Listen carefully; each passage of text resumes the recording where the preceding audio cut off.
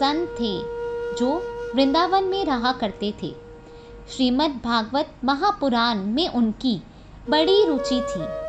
उनका नियम था कि वह रोज एक अध्याय का पाठ करते और राधा रानी जी को अर्पण करते। वो संत कहीं आते जाते भी नहीं थे। लोग भक्ति भाव में उनको कुछ खाना पीना भी उनकी कुटिया पर ही दे जाते थे। वो संत भी अपनी कुटिया में बैठे बैठे या तो राधा रानी के नाम का जाप करते रहते थे या भागवत का पाठ करते रहते। ऐसा करते करते उन्हें सालों बीत गए, पर एक दिन भी ऐसा नहीं था जब उन्होंने राधा रानी जी को भागवत का अध्याय ना सुनाया हो। अब उनकी कुछ उम्र भी हो चली थी। एक रोज जब वो भागवत का पाठ करने बैठे तो उन्हें अक्षर बहुत धुंधले से दिखाई दे रहे थे। थोड़ी देर बाद तो दिखना और भी कम हो गया। अब उनकी आंखों में आंसू आ गए। उनके ये आंसू इसलिए नहीं थे कि आंखें जा रही हैं, बल्कि इसलिए थे कि अब पाठ कैसे करेंगे। उनके मन में भारी दुख हो रहा था कि अब राधा रानी को भागवत कैसे सुना पाऊंगा।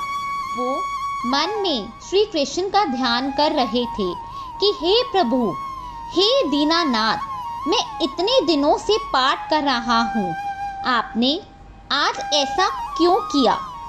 अब मैं कैसे राधा रानी जी को पाठ सुनाऊंगा। रोते रोते सारा दिन ढल गया और शाम हो गई। उस दिन उन्होंने कुछ भी खाया पिया नहीं, क्योंकि उनका नियम था कि वो पाठ राधा रानी को सुनाकर उन्हें समर्पित कर कर ही खाना खाया करते थे। तभी उनके दरवाजे पर एक दस्तक हुई। वैसे ही उन्हें धुंधला दिख रहा था। वो बड़ी मुश्किल से दरवाजे तक पहुंचे और बोले, कौन है। एक बालक की आवाज़ आई। वो बोला, बाबा, माँ ने खाने का सामान भेजा है। वो संत बोले, खाना नहीं चाहिए, जब तक नियम पूरा नहीं होगा खाना नहीं खाऊंगा। वो बालक बोला, कौन सा नियम बाबा। अब जैसे उस संत को अपना दुख बांटने वाला कोई मित्र मिल गया हो।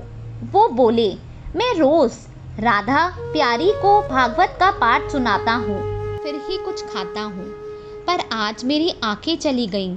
यह कहकर वह रोने लगे। बालक उन्हें रोता देखकर बोला, अच्छा, आंखें चली गईं, इसलिए आप दुखी हो। वो संत बोले, अरे ये आंखें किसको चाहिए। मैं तो इसलिए दुखी हूँ कि अब किशोरी जी को पाठ कैसे सुनाऊंगा। उनकी बातें सुनकर वो लड़का बोला, बाबा रुको, मैं थोड़ी देर में आता हूँ। बाबा वहाँ खड़े ही रह गए। बालक दौड़ता हुआ आया और बोला, ये पट्टी अपनी आंखों पर बांध लो।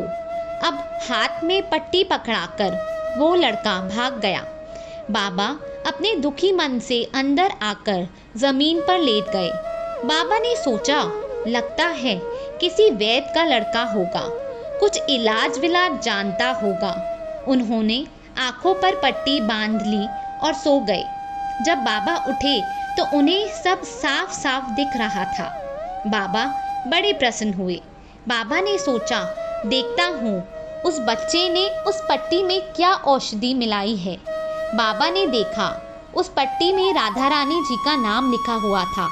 यह देखकर बाबा फूट फूट कर रोने लगे और कहने लगे, आपके नाम की भी कितनी महिमा है। बाबा बोले, मुझसे श्लोक सुनने में आपको भी कितना आनंद आता है। बाबा बहुत खुश थे। पूरे उत्साह के साथ वो जल्दी से उठे और स्नान आदि कर कर पाठ करने बैठ गए। आज उनकी आवाज़ में एक अलग ही खनक थी, और होती भी क्यों ना, स्वयं किशोरी जी और बाके बिहारी जी ने उन पर कृपा जो की थी। बोलो राधा रानी की जय। श्री बाके बिहारी लाल की जय।